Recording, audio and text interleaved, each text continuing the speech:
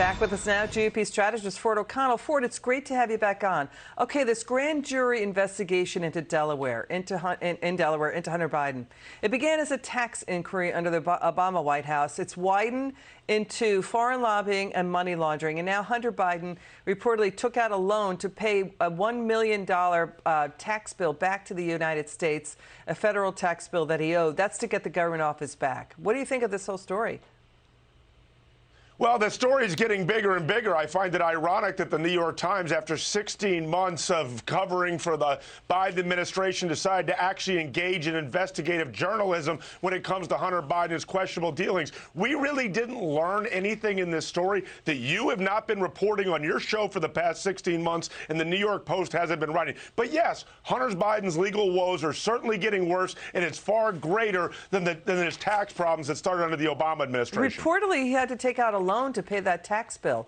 And often attorneys suggest you should do that in order to reduce any future sentencing. But, you know, to your point about the New York Times, they're now saying, yeah, we've authenticated, but they didn't say how, Hunter Biden's laptop emails. They're looking into Biden's business in Kazakhstan, the Chinese energy conglomerate CEFC, and Ukraine's Burisma. They're looking at payments and gifts. This is according to prosecutors are doing this, looking at payments and gifts given to Hunter Biden or his associates. I mean, a Hunter Biden associate got a car from a Kazakhstan oligarch. Hunter got a diamond from a Chinese energy tycoon.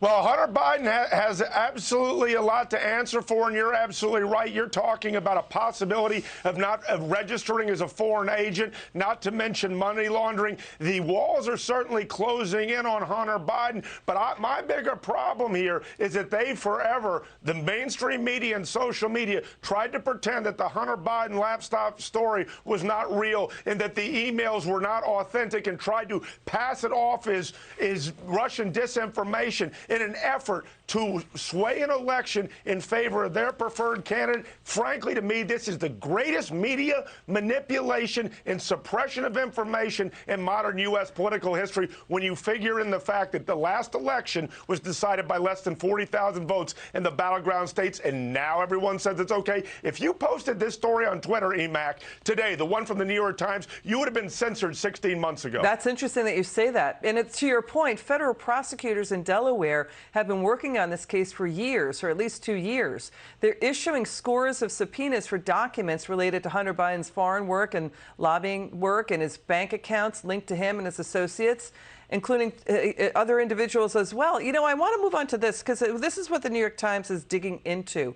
You know, it is this, that Hunter Biden was working with Blue Star Strategies, which was a consulting firm that was helping Burisma of Ukraine make its way into the State Department, right? So Blue Star Strategies was not registered apparently as a foreign lobbyist. The question is, Hunter Biden should have been registered as a foreign lobbyist too. He was working with a law firm to help Burisma to get through discussions at the State Department, the Energy Department, the National Security Council, and more. That's what Hunter Biden was doing, according to the New York Times.